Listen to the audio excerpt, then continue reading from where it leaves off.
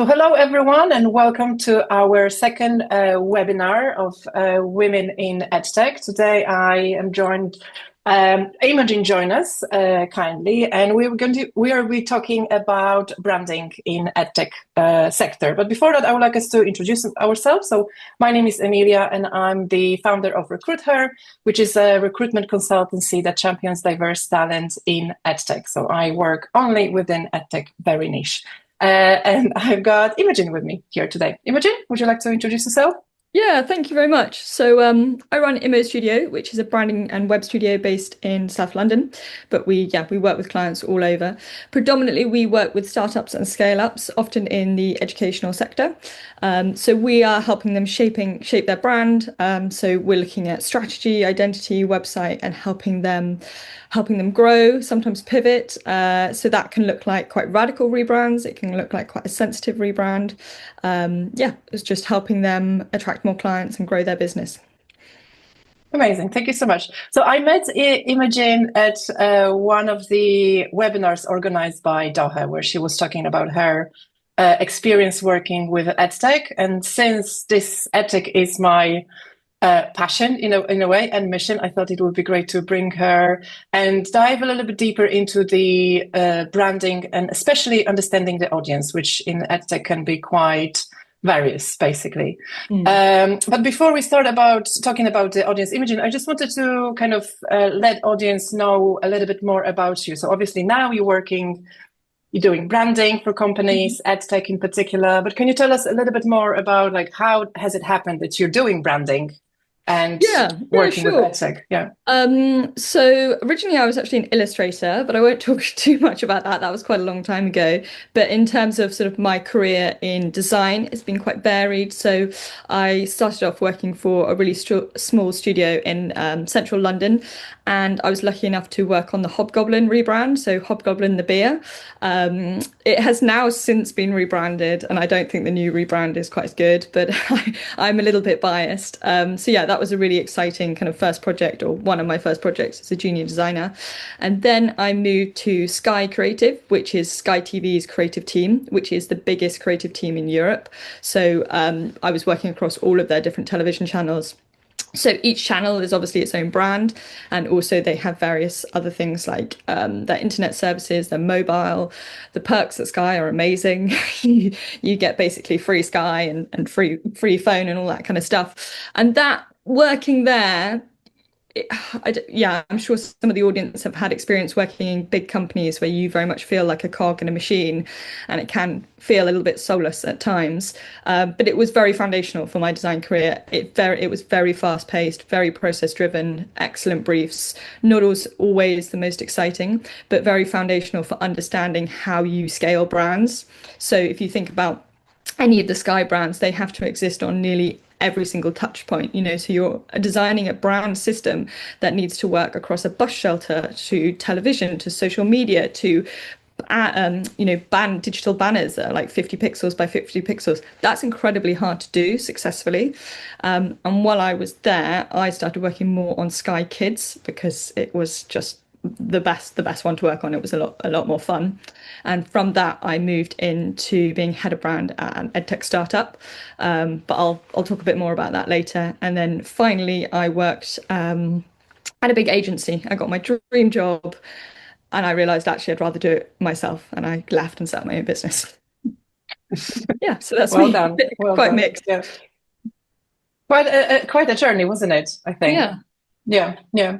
So you started your kind of agency, Immo Studio, almost 2 years ago, and since then you've worked with a number of different organizations. In particular, you've got expertise in working with EdTechs, right? And you mentioned as well that you work in EdTech. Why EdTech in particular? Why do you find it kind of fascinating? Do you find it fascinating or not anymore? I do. I think Sky Kids basically got me into it. I mean, Sky Kids educational. Cannot argue that, but it got me the interview for my next job.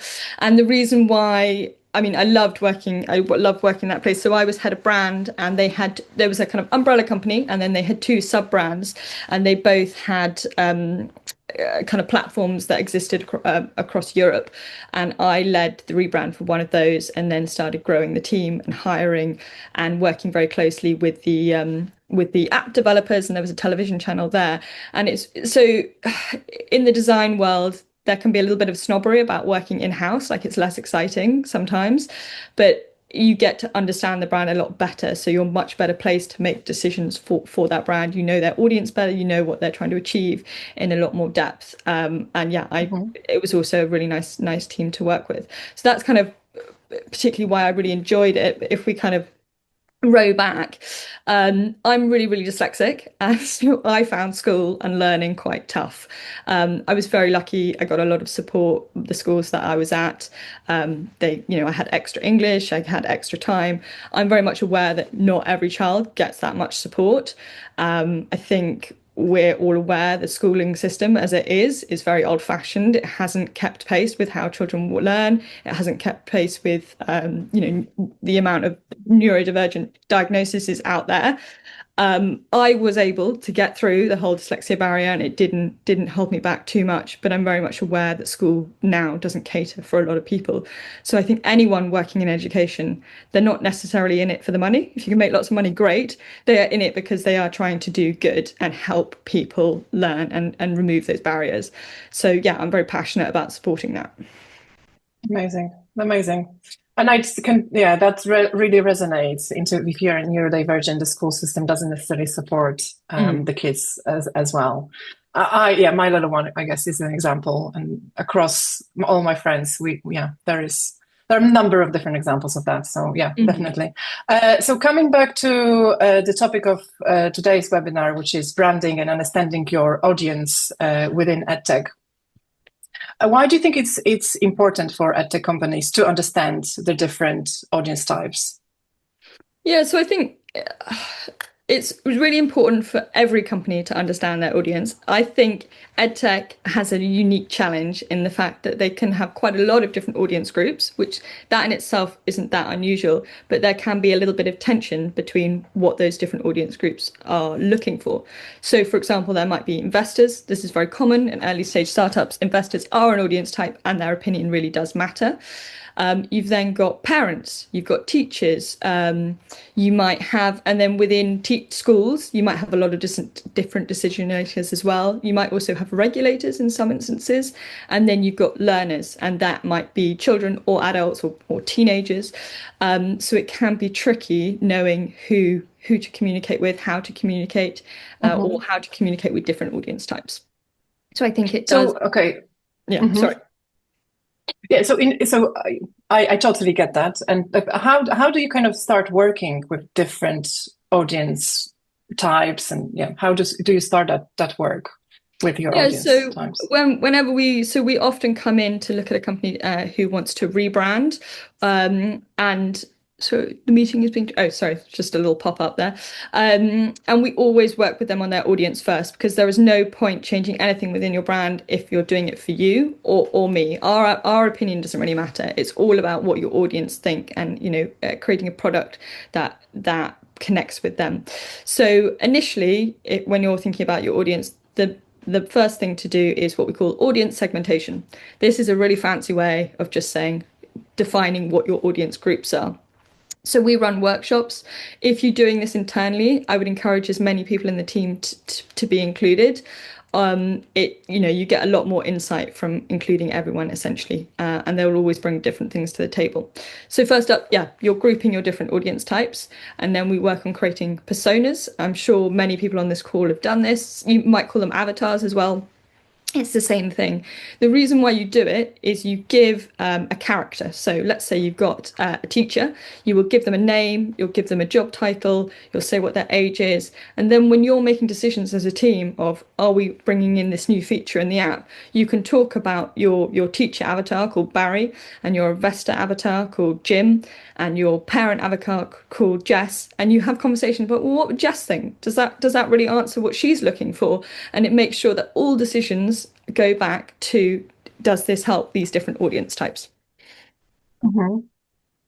Thanks for that. And in terms of understanding your different audience types, obviously, where can you get that knowledge about building that audience, right?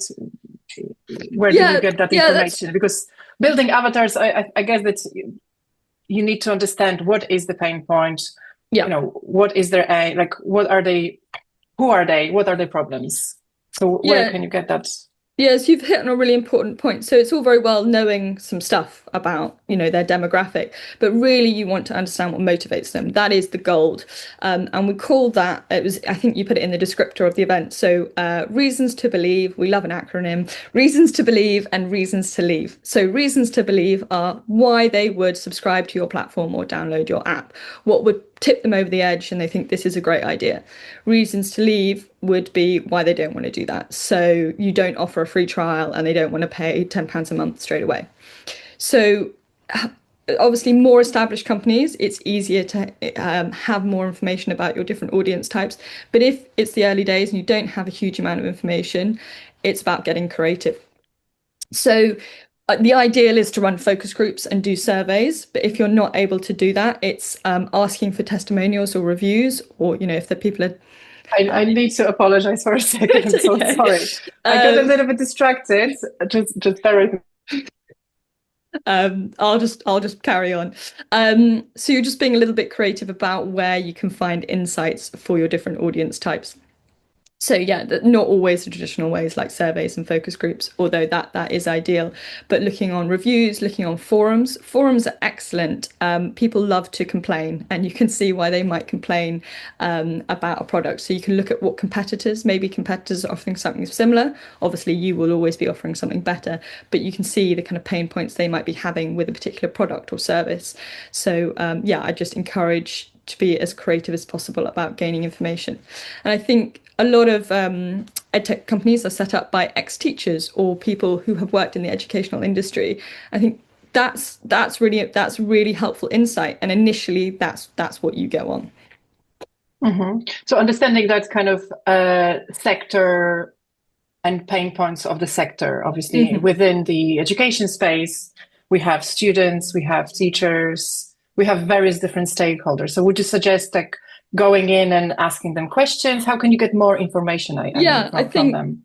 I think there is a lot of goodwill out there. If you are setting up a company and you are trying to solve a problem, just asking people for their feedback and testing ideas out. I think just being quite kind of realistic with how long it's going to take. So don't give them a 10-minute questionnaire. Even if you want all that information, they're not going to fill it in. Make it as easy for them to give you information as possible. So maybe it's just 2 minutes, and that will be more valuable, and you will get more answers than if you overload people. And also making it really easy. Type forms are really easy to fill in. Don't send people an email and ask lots of questions that is overwhelming for them because they won't reply. Yeah, I mean, it sounds great, but it seems like there's a lot of work that EdTech companies need to do in order to kind of understand their audience and understand what motivates them.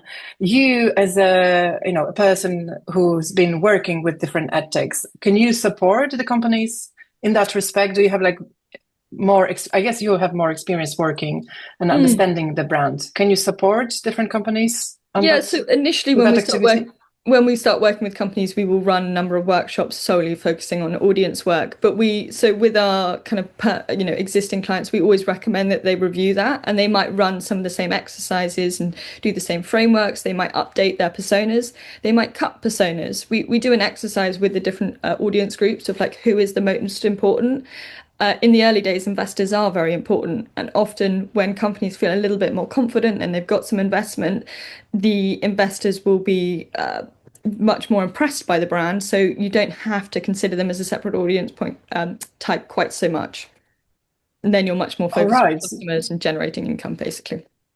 That's interesting. So first, when you're kind of going in and you're looking for investors, you might need to change quite a lot on your website if you're then switching to someone else. Does it mean or it's a bit more, it's about framing it. So I think making sure that you understand what it is that they need to hear to invest in you. You wouldn't necessarily put that all on the website, but in terms of like investor decks, that information is really important.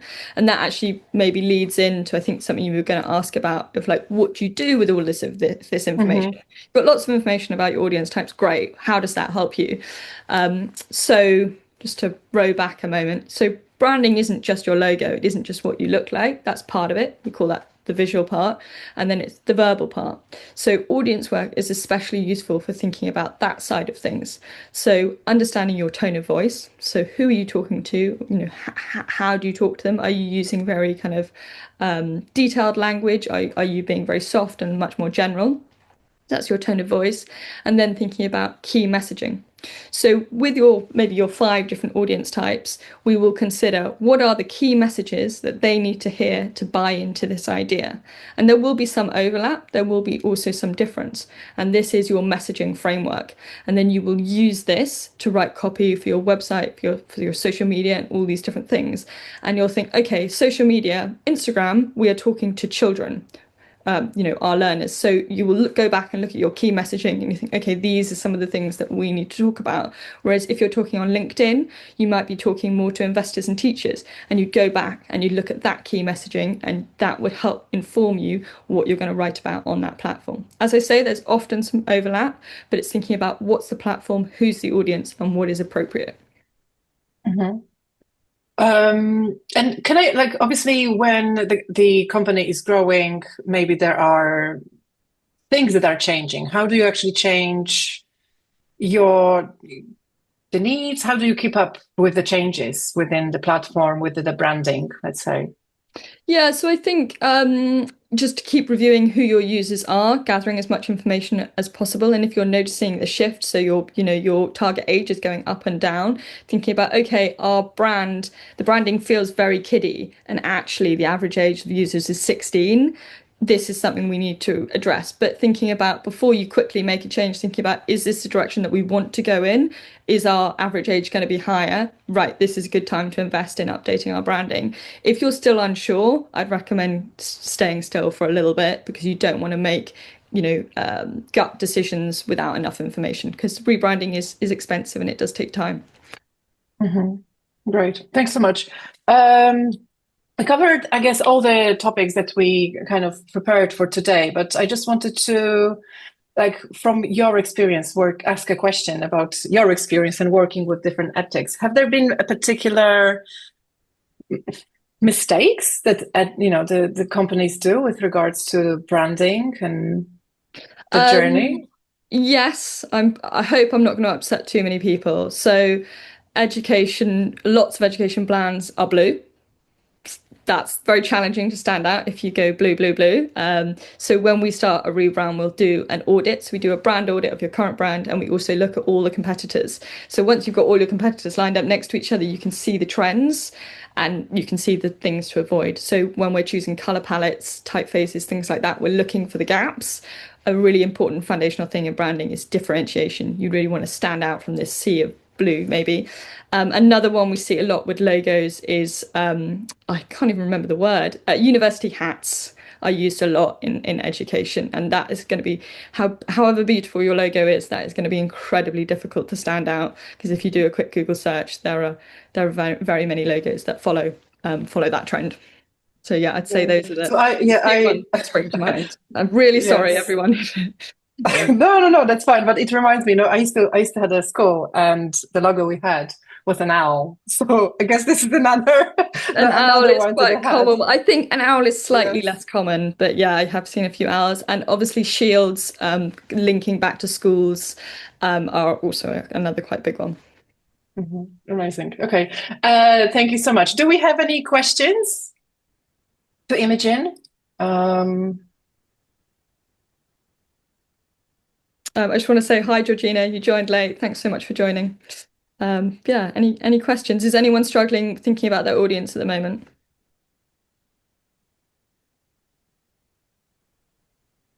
No questions? Okay. I just wanted to say thank you, Imogen, for participating. It was really lovely to have you here. We do have a question from Mark. Yes. I think we've got 2 questions. So what's the difference between a good EdTech branding and amazing branding? Oh, such a great question, Mark. Thank you. I would say good EdTech branding is is pushing and trying to be brave. So what I was saying about differentiation, you can rebrand and you can look quite like your competitors and look quite smart and professional, but that's not going to help you rise above everyone else. So it's really understanding how your product is solving that problem, how you're communicating that. So as much information from your audience and research as possible, and then being quite brave with your rebrand. So you want to be distinctive, but also appropriate. So you don't want to looks like something in the health sector wouldn't necessarily want to look like a really sugary kids drink. That would be like too distinctive. So that's where the appropriate bit comes in. Hope that helps, Mark. Hang on, should we do Georgina's question? Yeah. Where was it? I've lost it. I think it was something about a rebrand. Oh, is it challenging to rebrand? It really depends how far you're going to go, and I think challenging, I'm feeling like a little bit of dread there. I think you can do a radical rebrand, or you can do a subtle rebrand, and a subtle rebrand would probably mean less updates. It really goes down to why are you rebranding and why is the right time? What are you trying to achieve?